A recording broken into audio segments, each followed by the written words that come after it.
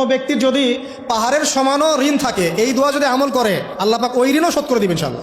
রিজিক তো বাড়বেই ইনশাআল্লাহ, আপনার যত ঋণ আছে ইনশাআল্লাহ আল্লাহ পাক শোধ করে দিবেন। বিশ্বাস করলেন না? এই দোয়া শিখাই দিচ্ছি, এই জন্য আমাকে হাদিয়া দেওয়া দরকার, স্পেশালি আমাকে এখন হাদিয়া দেওয়া দরকার। এটা গুরুত্বপূর্ণ দোয়া শিখাই দিচ্ছি। আর ঋণ কেমন জানেন? ওই যে এখন মানুষ ঋণ নিচ্ছে 1 কোটি টাকা ব্যাংক থেকে, 2 কোটি টাকা ব্যাংক থেকে, হ্যাঁ, কত বছর, 10 বছরের জন্য, 20 বছরের জন্য বাড়ি করছে, তাই না?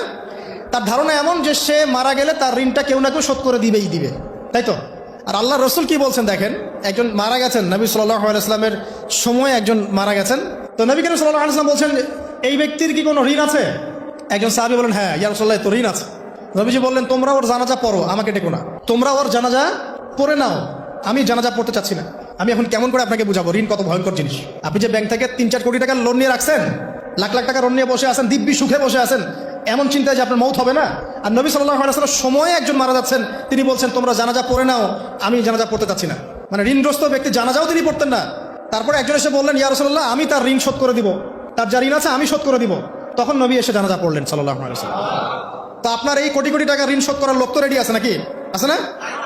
সমস্যা নেই, আপনার জানাজা পড়া হবে। কারণ হুজুরকে আপনি 5,000 টাকা দিবেন, হুজুর জানাজা পড়াই দিবে, কোনো সমস্যা নেই। তারপরে আপনার মিলাতো হবে, আপনার একটা বড়সড় দোয়াও হবে ইনশাআল্লাহ। কিন্তু আল্লাহ পাক বলেছেন যে শহীদ, আল্লাহর পথে যুদ্ধ করে শহীদ হয়েছে, এই ব্যক্তির আত্মাও ঝুলে থাকে যতক্ষণ পর্যন্ত না তার ঋণটা শোধ করা হয়। এবার বলেন আমি কি বুঝাবো আপনাকে? আর কিছু বলতে হবে? তো এখন সেই দোয়া শিখাচ্ছি আপনাদেরকে, যে দোয়া শিখলে আপনারা ঋণ থেকে বাঁচবেন ইনশাআল্লাহ। কত দিবেন বলেন? হ্যাঁ, এই তো, শুকরিয়া।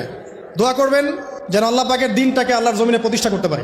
আমার সাথে বলেন, দোয়াটা হচ্ছে আল্লাহুম্মা ইকফিনি বিহালালিকা আন হারামিকা ওয়া আগনিনি বিফদলিকা আম্মান সিওয়াকা।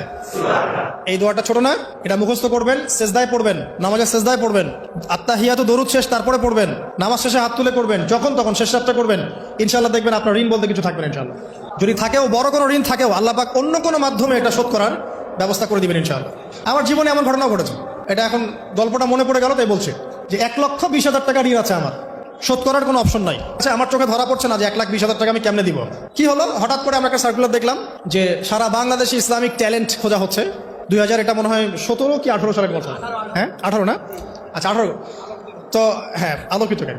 তো এখন আমার ওয়াইফ বলছেন যে আপনি এটাতে অ্যাপ্লাই করেন। আমি অ্যাপ্লাই করবো, এটা তো আলেম ওলামাদের প্ল্যাটফর্ম, আমি এখানে জেনারেল থেকে আসা মানুষ কেমন করে কি। তো সে বলছেন আপনি পারবেন ইনশাআল্লাহ, আপনি পড়াশোনা করেন ইনশাআল্লাহ পারবেন। তো আমি দেখছি আগে প্রাইস কি আছে, কষ্ট তো করবো, আগে পুরস্কারটা কি। তো পুরস্কারটা দেখছি যে একটা ওমরা করাবে। ওমরা করা তো যে কারোর জন্য একটা মানে স্বপ্নের ব্যাপার না।